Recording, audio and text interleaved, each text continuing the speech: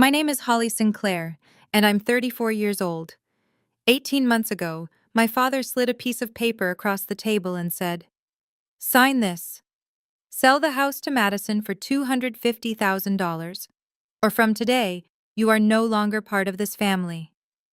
250,000 for a house worth $750,000.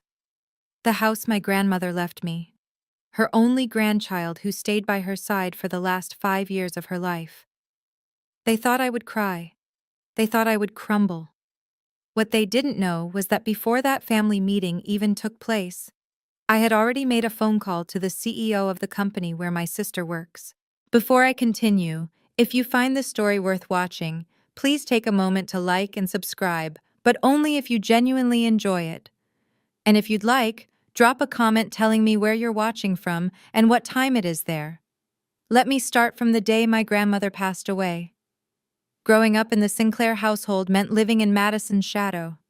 My parents never hid their preference. At dinner tables, during holidays, in front of relatives, the comparisons were constant. Madison was the golden child, ambitious, driven, destined for greatness. I was the afterthought. "Madison will go far," my mother used to say, her eyes bright with pride. "And Holly, well, at least she's kind-hearted, as if that were a consolation prize."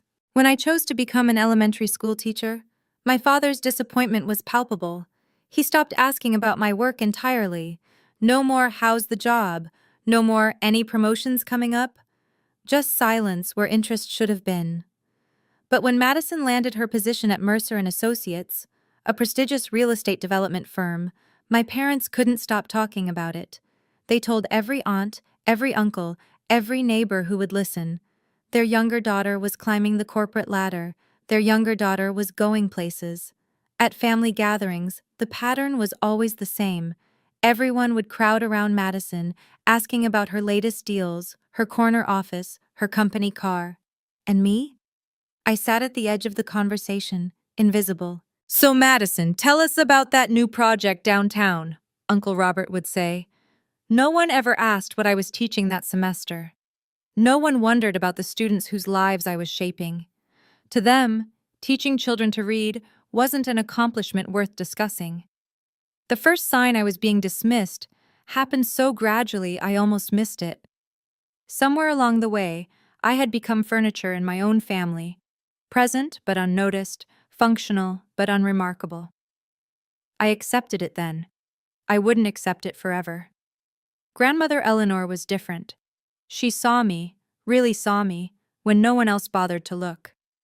Every Sunday afternoon, I'd drive to her Victorian house on Maple Street, and we'd sit on her porch drinking sweet tea while she told stories about her youth. "You remind me of myself, Holly," she once said. Quiet strength. People underestimate that.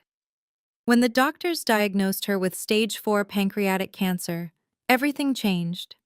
They gave her 18 months, maybe 2 years if she was lucky.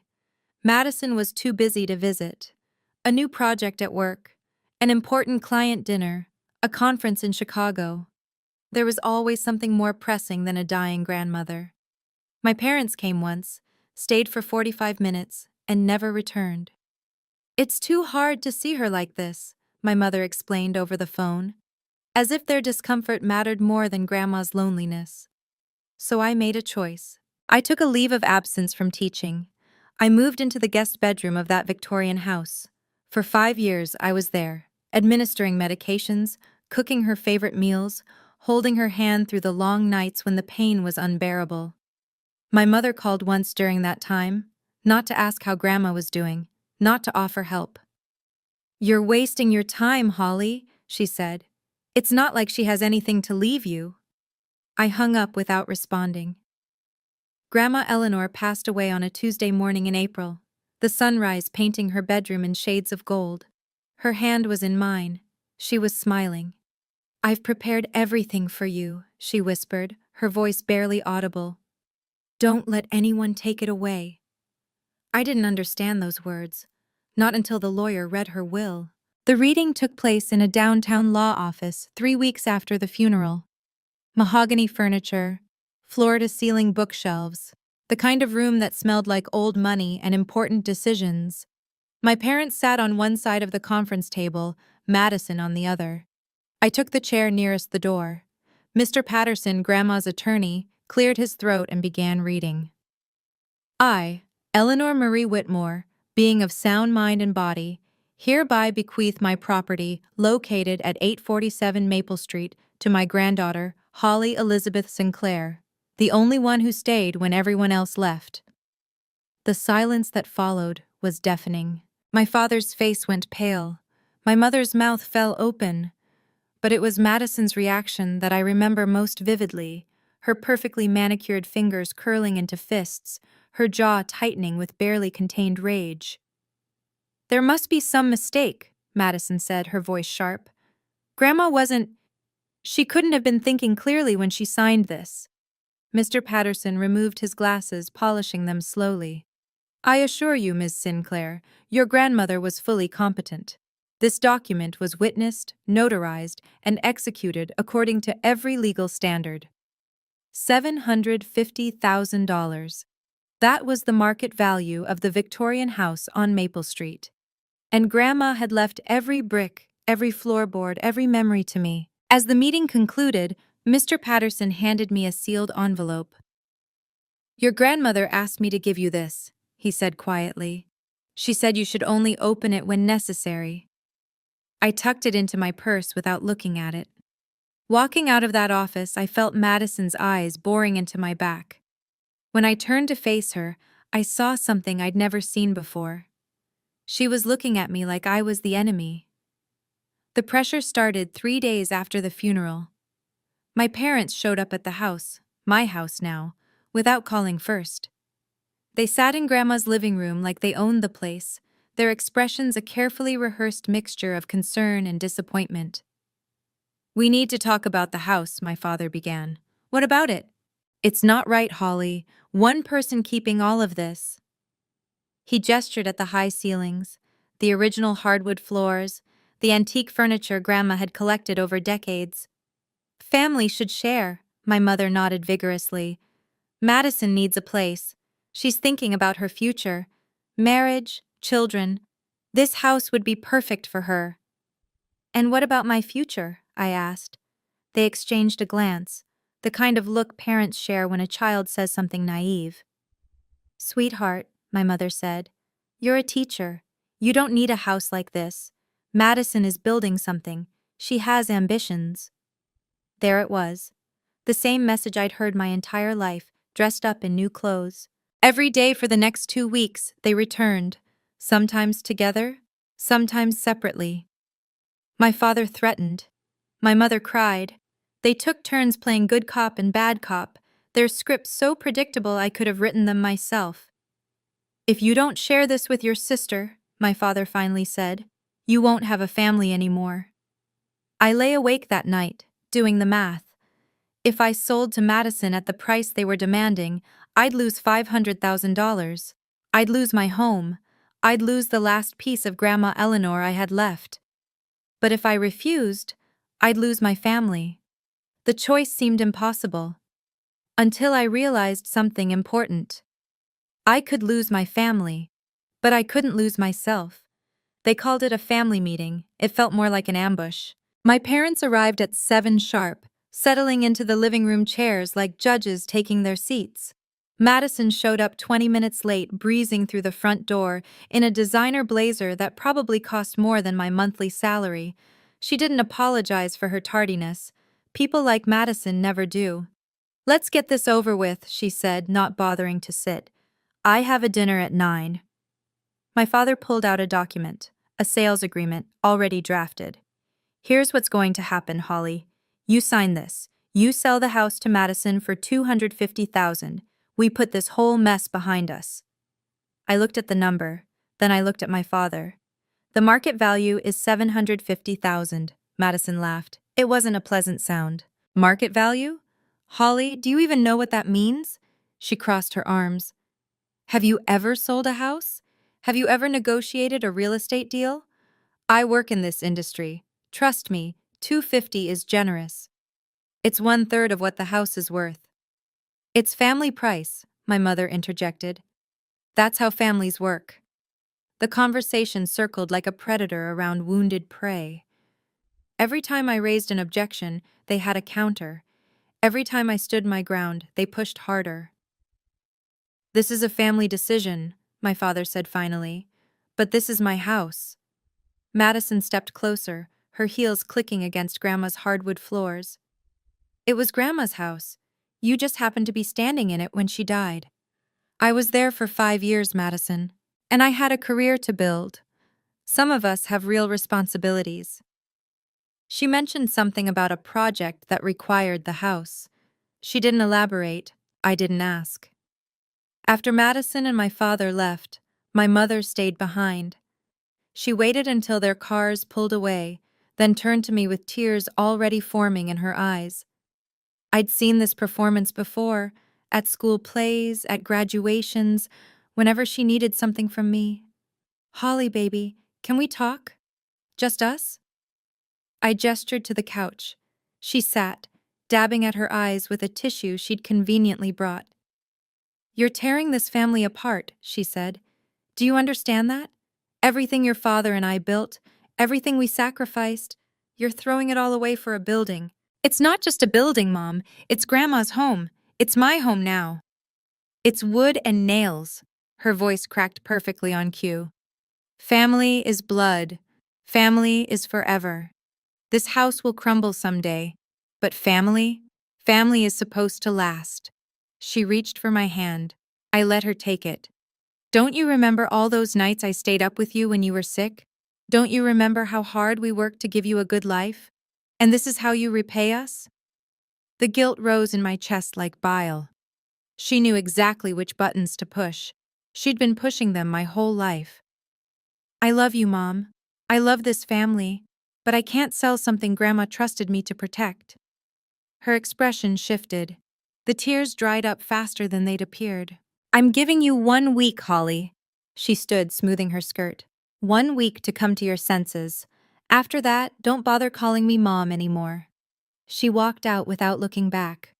The front door closed with a sound like a verdict.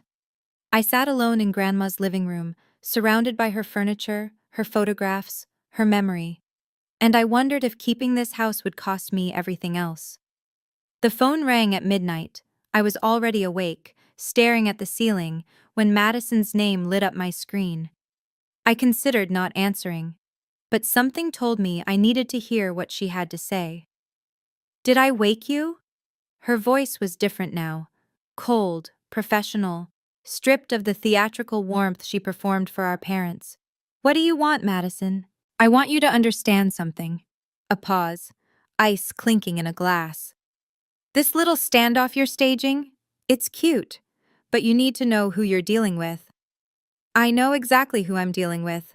My sister. She laughed softly. I'm not just your sister, Holly. I'm a senior project manager at one of the largest real estate firms in the state. I have connections you can't even imagine.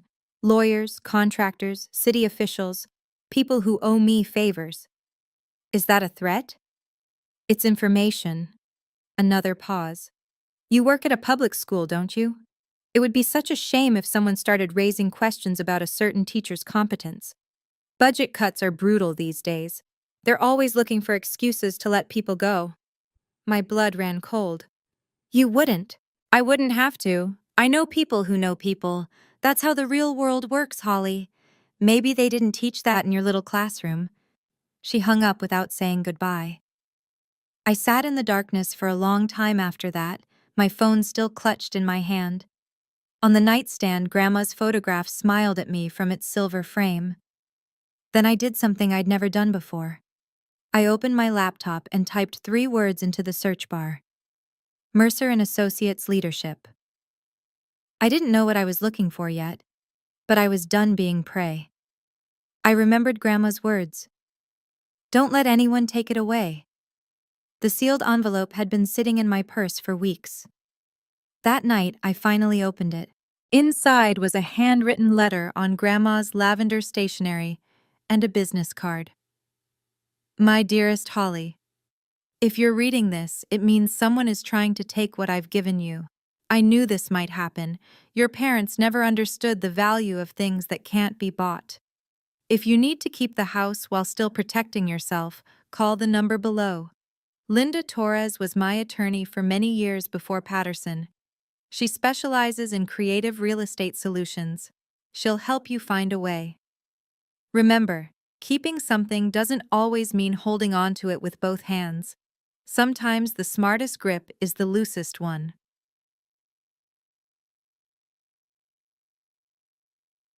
All my love. Grandma Eleanor. Linda Torres. The name was vaguely familiar. A friend from college, maybe? I'd lost touch with so many people over the years.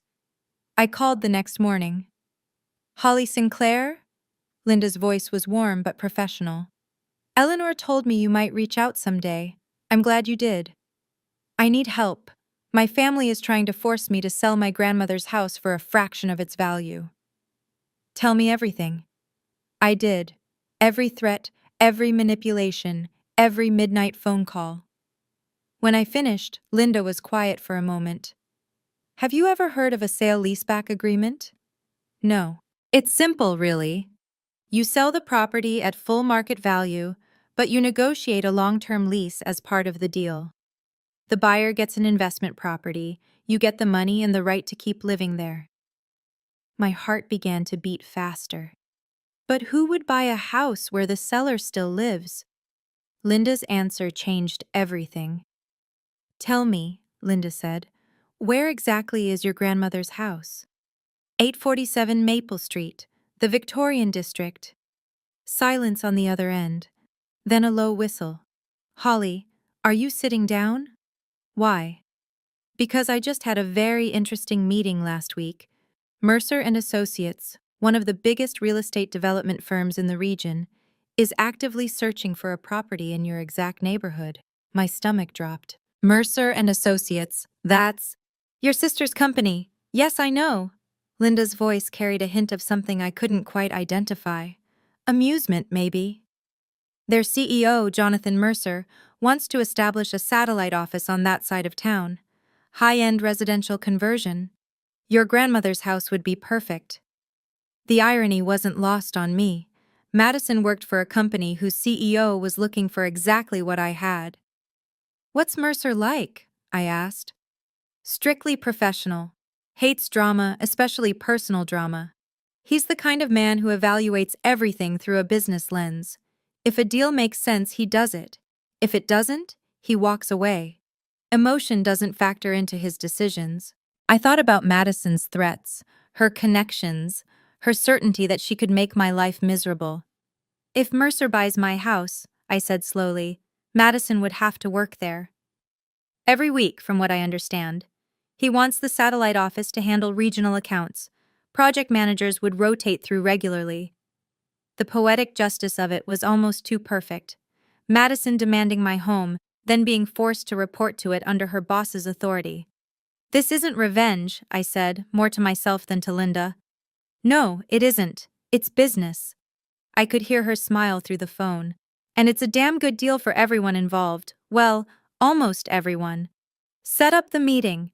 My parents chose the nuclear option. They called it a family dinner. But what they really wanted was an audience for my public humiliation. Aunts, uncles, cousins, everyone gathered at my parents' house on a Saturday evening, the table set with Grandma's china. The irony of that particular choice wasn't lost on me. Halfway through the main course, my father stood up. He clinked his wine glass with a fork, commanding attention like a general addressing his troops. I want to discuss something important, he announced, something that affects all of us. The room fell silent, forks paused mid-air, eyes turned to him. As most of you know, my mother left her house to Holly. He paused, letting the words settle. What you may not know is that Holly has refused to share it with Madison. She's chosen a building over her own family. Murmurs rippled through the room. Disapproving glances landed on me like physical weights. My mother began to cry, loud, theatrical sobs that drew sympathetic looks from the relatives. She's changed since Eleanor passed, Mom wailed. I don't even recognize my own daughter anymore. Aunt Carol reached over to pat her hand. That's terrible, Patricia. Just terrible. Uncle Robert shook his head at me. Holly, you should really think about family. Madison needs that house for her future. She has plans. Plans for marriage, my mother added. Children. A life. And there it was. The implication that my life, my teaching career, my 5 years of caregiving amounted to nothing worth considering. Holly, my father said, his voice hard. Everyone in this room knows what the right thing to do is. 18 pairs of eyes stared at me, waiting for surrender. I felt very small and very alone. But I also felt something else. Something I'd never felt before. Clarity. Madison wasn't finished. She stood up from her chair, smoothing her designer dress, and walked slowly around the table until she was standing directly behind me. I felt her shadow fall across my shoulders. Let me explain something to everyone here, she said, her voice carrying the confidence of someone who'd never been told no. My sister is a school teacher. She teaches children how to color inside the lines and sing the alphabet song. Scattered laughter, condescending smiles.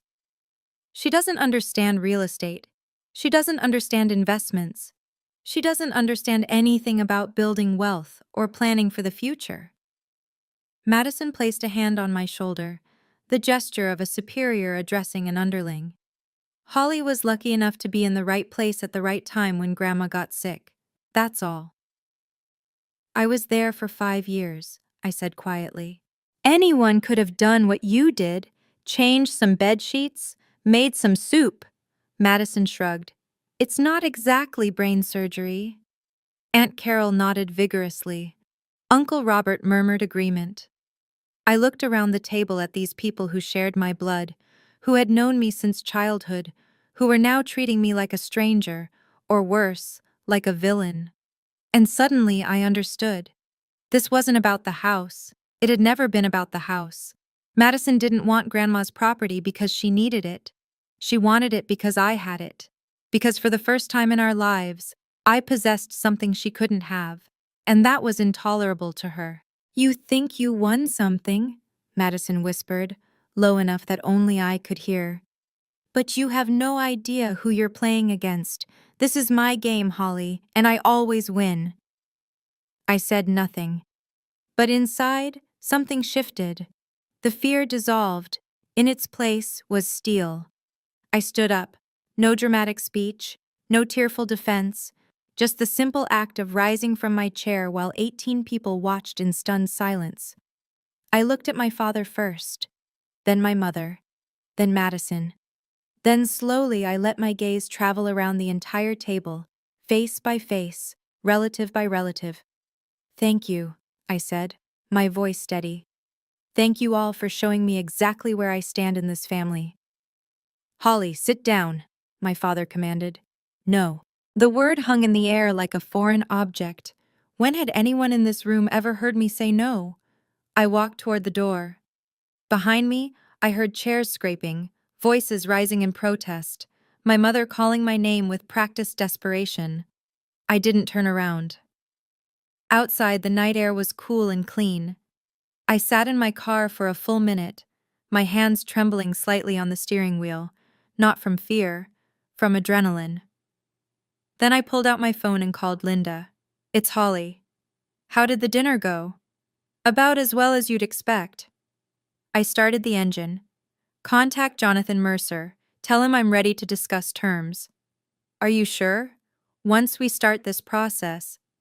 I've never been more sure of anything in my life. A pause. I'll make the call first thing tomorrow. I drove home through quiet streets, past houses where normal families were having normal dinners without ultimatums or public humiliations. When I pulled into Grandma's driveway, my driveway, I sat in the darkness and looked up at the Victorian house that had become the center of so much conflict. I don't need to defend myself with words, I whispered to no one. I'll let the paperwork speak instead. 2 weeks later, Jonathan Mercer sat across from me in my living room. I want to pause here for a moment. If you've ever been dismissed by your own family because of the choices you made, Whether it was your career, your partner, or anything else, drop the word boundary in the comments below. I need to know I'm not alone in this. And if you're curious about what happens when Madison's CEO walks through my door, stay with me. The best part is coming. Jonathan Mercer was not what I expected. Tall, silver-haired, with the kind of presence that filled a room without trying. He wore a charcoal suit that probably cost more than my car, but his handshake was surprisingly warm. "Ms. Sinclair," he said, surveying Grandma's living room with professional interest. "This is quite a property. Victorian architecture, original moldings, exceptional location. I can see why your grandmother loved it. She spent 43 years here, and you spent 5 of those years caring for her." He turned to face me. "That kind of dedication is rare. I respect it." We walked through this house together. The formal dining room, the library with its floor-to-ceiling bookshelves, the sunroom that overlooked the garden. Mercer asked thoughtful questions about the property's history, its maintenance, its potential. When the tour was complete, we settled into chairs across from each other. "Linda explained your proposal," he said. "Full market value sale with a 15-year leaseback. It's unconventional, but it works for what I have in mind. The ground floor would convert beautifully to office space. You'd retain the upper floors as a private residence." "And the price?" $750,000. Fair market value. He paused. "May I ask why you're doing this? You could simply refuse to sell." I considered lying. I considered deflecting. Instead, I told the truth. "Because certain people are trying to take this property through pressure and manipulation. I need to protect it legally, in a way they can't undo." Mercer nodded slowly. "I appreciate your honesty, Ms. Sinclair. There's something else you should know." I met his eyes. "Madison Sinclair is my sister." A flicker of surprise crossed his face. Then, unexpectedly, he smiled. "I had a feeling." "You knew?" Mercer leaned back in his chair. "Madison talks about her family occasionally. Mentions a sister who teaches elementary school. When Linda contacted me about a property being sold by a schoolteacher named Sinclair, I put the pieces together." "And you're still interested?" "Ms. Sinclair, I don't make business decisions based on employee family drama. I make them based on value." He gestured at the room around us. "This property has value. Your proposal has value. Whatever is happening between you and your sister is not my concern, as long as it doesn't affect the transaction." Something loosened in my chest. I'd been prepared for questions, for complications, for the deal to fall apart once he knew the connection. Instead, he pulled out a folder. I had my attorneys draft the paperwork. Standard sale leaseback agreement. 15-year lease term, fixed monthly rate below market as agreed. You retain exclusive residential rights to the upper floors. We convert the ground floor to a satellite office. I read every page. Linda had already reviewed it, had already confirmed that everything was legitimate. But I needed to see it for myself. The purchase price? $750,000. The lease term? 15 years, renewable. The monthly rent? Significantly below what I could afford, thanks to careful negotiation. My hand trembled slightly as I picked up the pen. Not from fear, from relief. I signed my name on the final page. Jonathan Mercer countersigned. The notary stamped the document. "Congratulations," Mercer said, shaking my hand. "You've just made a very smart decision." The money would arrive in my account within 72 hours.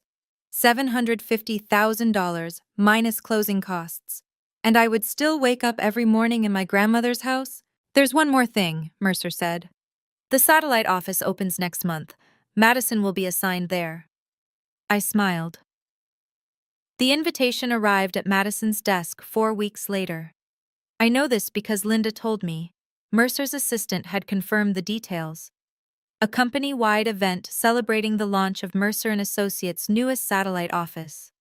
Attendance mandatory for all senior project managers. The address was 847 Maple Street, my address. On the evening of the launch, I stood at my front window and watched the catering trucks arrive. White tents bloomed in the garden. String lights wound through the ancient oak trees. Everything Grandma had built was being transformed into a corporate showcase, temporarily beautifully. Cars began pulling into the circular driveway. Executives in expensive suits, staff members clutching champagne flutes, board members admiring the architecture. And then I saw her. Madison's silver Mercedes pulled up to the curb. She stepped out, adjusting her blazer, checking her phone. She hadn't looked at the house yet, too busy texting, probably coordinating some last-minute detail. Then she looked up. I will never forget her face in that moment. The confusion first, followed by disbelief, followed by something close to horror. She stood frozen on the sidewalk while colleagues streamed past her, greeting each other, complimenting the venue. I opened the front door and stepped onto the porch. Our eyes met across the lawn. "Hello, Madison," I called out, my voice carrying clearly through the evening air. "Welcome to the new office." She didn't move, couldn't move. A young associate touched her arm. "Ms. Sinclair, are you all right?" Madison's mouth opened, closed, opened again. "This is—" She swallowed hard. "This is my sister's house." "Your sister?" The associate looked between us, clearly confused. "I thought Mr. Mercer bought this property from someone named Holly Sinclair." "He did," I said, walking down the porch steps. "I'm Holly, and this is still my home." The official program began at 7. Jonathan Mercer took his place at the podium that had been set up in what was once Grandma's living room. The room was packed. Executives, managers, investors, board members. Madison stood near the back, her face carefully composed, her knuckles white around her champagne glass. "Thank you all for joining us this evening," Mercer began. "Tonight marks an important milestone for Mercer and Associates. This satellite office represents our commitment to expanding into new markets while maintaining the quality and character our clients expect." He paused, scanning the crowd. "I want to particularly acknowledge the person who made this acquisition possible." He turned toward me. "Ms. Holly Sinclair, who sold us this magnificent property and who will continue to reside in the upper floors as part of a long-term leaseback agreement." Applause rippled through the room. I nodded in acknowledgement, acutely aware of Madison's gaze burning into my back. "Ms. Sinclair demonstrated exceptional professionalism and business acumen throughout our negotiations," Mercer continued. "Her grandmother maintained this property beautifully for over 4 decades, and I'm pleased that we've structured a deal that honors that legacy while serving our company's needs." The applause grew louder. Several executives approached me afterward to shake my hand, to compliment the house, to express admiration for the creative deal structure. And through it all, Madison stood motionless. When Mercer made his final announcement that senior project managers would rotate through this office on a weekly basis, with Madison heading the regional accounts division, I heard someone gasp. Madison's colleagues turned to look at her with new expressions, curious, knowing. "Isn't this your sister's house?" someone whispered. Madison didn't answer. She didn't need to. Everyone already knew. They arrived within the hour. Madison must have called them the moment she could escape the crowd. My parents' sedan screeched into the driveway just as the last guests were leaving, their headlights cutting through the evening darkness like accusations. My father was out of the car before the engine stopped. "What did you do?" His voice cracked with fury. "You sold the house? To outsiders?" "I sold the house at fair market value," I said calmly. "And I negotiated a lease that allows me to continue living here." "That's not the point." He stepped closer, his face reddening. "This was supposed to stay in the family." "It was staying in the family, Dad, with me. That's what Grandma wanted."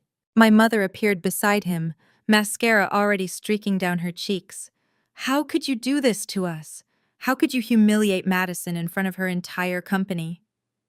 "I didn't humiliate anyone. I made a business decision." "Business decision?" My father laughed bitterly. "You're a school teacher.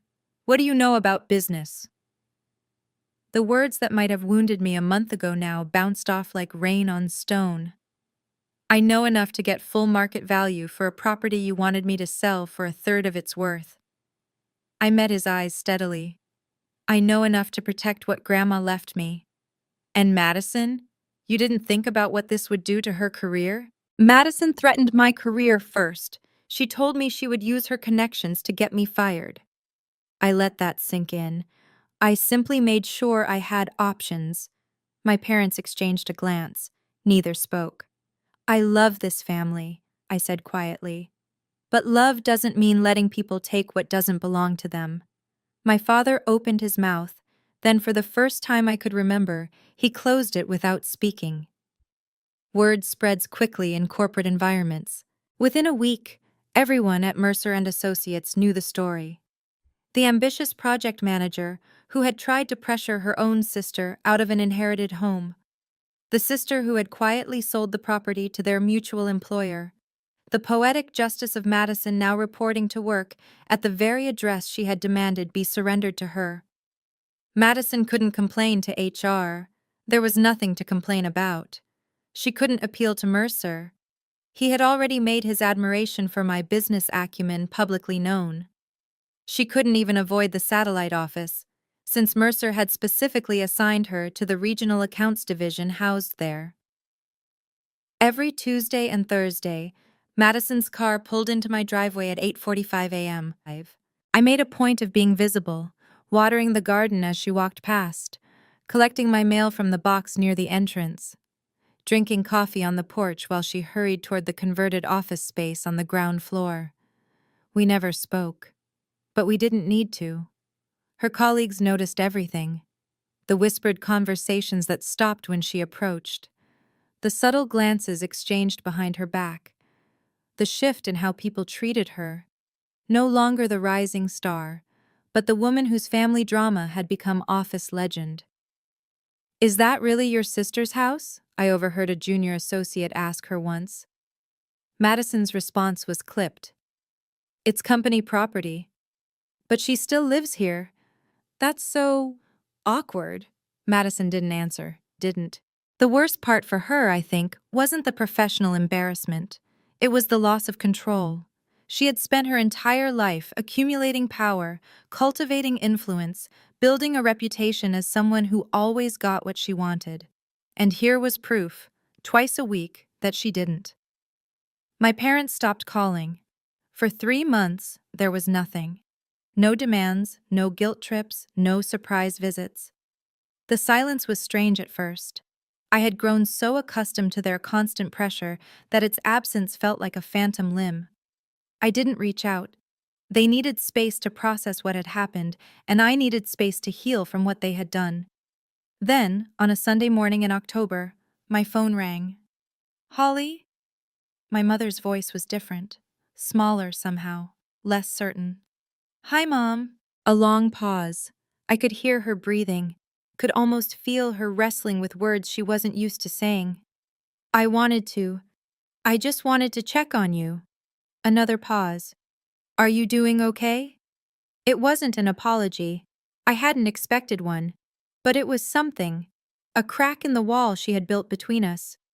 "I'm fine, Mom. I'm good, actually. The house looks nice. I drove by last week." She cleared her throat. "The garden looks just like when your grandmother was alive." I try to keep it the way she would have wanted. More silence. Then, quietly, "She would have been proud of you, Holly. What you did, standing up for yourself. She would have loved that." I felt tears prick my eyes. Not from sadness, from something more complicated. "Thank you, Mom. Maybe we could have lunch sometime? Just the two of us?" "I'd like that." When I hung up, I sat in Grandma's rocking chair and watched the autumn leaves drift past the window. Nothing was fixed. Nothing was forgiven. Not yet. But something had shifted. The relationship wasn't over. It was just operating under new terms. My terms. Madison came to see me 6 months after the satellite office opened. I was grading papers at the kitchen table when I heard the knock, not on the office door downstairs, but on my private entrance. 3 sharp raps, then silence. When I opened the door, She was standing there in her work clothes, her professional mask firmly in place. But her eyes told a different story. "Can I come in?" I stepped aside without a word. She walked into the kitchen, the same kitchen where we'd eaten Grandma's cookies as children, where we'd fought over the last slice of birthday cake, where our entire history was embedded in the worn wooden floors. "I thought we should talk," she said. "Like sisters." "Okay." Madison sat down across from me, her hands folded on the table. "I never expected you to do something like this. All those years, I thought—" She trailed off. "You thought I would always give in." Yes. She met my eyes. I did. "Why are you here, Madison?" She shifted in her chair. "I want us to have a real relationship again. What happened? The house, the company, all of it. Maybe we can move past it." "Can we?" "I'd like to try." She paused. "Also, I was wondering, since you have a good relationship with Mercer now, maybe you could talk to him about adjusting the office rotation? Having me report here twice a week is difficult." And there it was. Not reconciliation, negotiation. "Madison," I said slowly, "being sisters doesn't work on contracts. But respect? That does." She stared at me, waiting for more. "I'm open to rebuilding our relationship," I continued. "But not because you want something from me. That's what got us here in the first place." She left without an answer. But I saw something new in her expression as she walked out. Something that might have been understanding. "Now I want to ask you something. If you were in my shoes, what would you have done?" Drop an A in the comments if you would forgive and try to rebuild the relationship completely. Drop a B if you would keep your distance like I did. And if you want to hear more stories like this, hit that subscribe button. We're almost at the end now. A year passed. I still teach elementary school. I still grade papers at Grandma's kitchen table. I still wake up every morning in the house where she loved me when no one else would. But everything is different now. The ground floor hums with activity during business hours, phones ringing, keyboards clicking, meetings taking place in the room where Grandma used to host her book club. Then 5 o'clock comes, and the silence returns. My silence. My peace. I kept everything that mattered. Her rocking chair sits by the window where it always did. Her cookbook, stained with decades of meals, still leans against the counter. The lavender sachets she made every spring still scent my closet. Sometimes, in the quiet hours of early morning, I swear I can feel her presence. Not as a ghost, nothing so dramatic. More like an echo of love that soaked into these walls over 43 years and never quite faded. $750,000 sits in my investment account. Security I never imagined having, freedom I never knew I needed. And yet money isn't the victory. The victory is walking through my own front door without fear. The victory is knowing that no one can force me out of what's rightfully mine.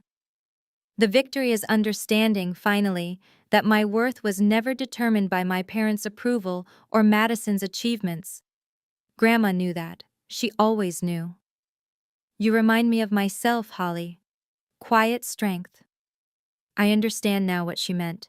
Quiet strength isn't about shouting louder than everyone else. It's about knowing your value so deeply that no one can convince you to sell it short. She didn't just leave me a house. She left me a blueprint for how to protect myself. People ask me sometimes if I regret what happened, if I wish things had gone differently with my family, if the price of keeping this house was worth paying. Here's what I tell them. I didn't cut ties with my family. I didn't burn bridges or issue ultimatums of my own. I simply changed the terms of our relationship. For the first time in 34 years, those terms favor me. My mother and I have lunch once a month now. She doesn't apologize for what happened, not in words anyway. But she asks about my students.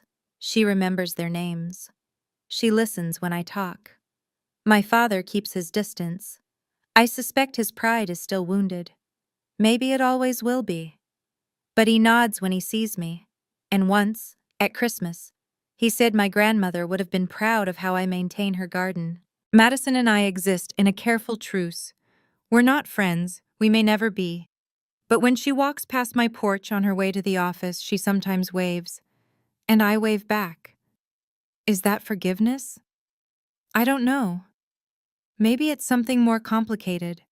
Something that doesn't fit neatly into a single word. What I do know is this. The most powerful response to injustice isn't anger. It isn't revenge. It isn't even confrontation. It's a decision made with clarity, executed with precision, and defended with absolute certainty. My grandmother understood that. She gave me the tools, the connections, and the courage to protect what she built. And in the end, the strongest boundary I could set wasn't a wall. It was a contract. If you take nothing else from my story, take this. You have the right to protect what's yours. And sometimes, the quietest signatures speak louder than the loudest arguments. Thank you for staying with me until the end. If you saw yourself in this story, whether as Holly or maybe even as Madison, remember that it's never too late to set boundaries. Leave me a comment with your thoughts. What would you have done? And if you want more stories like this one, check out the videos in the description. See you in the next story.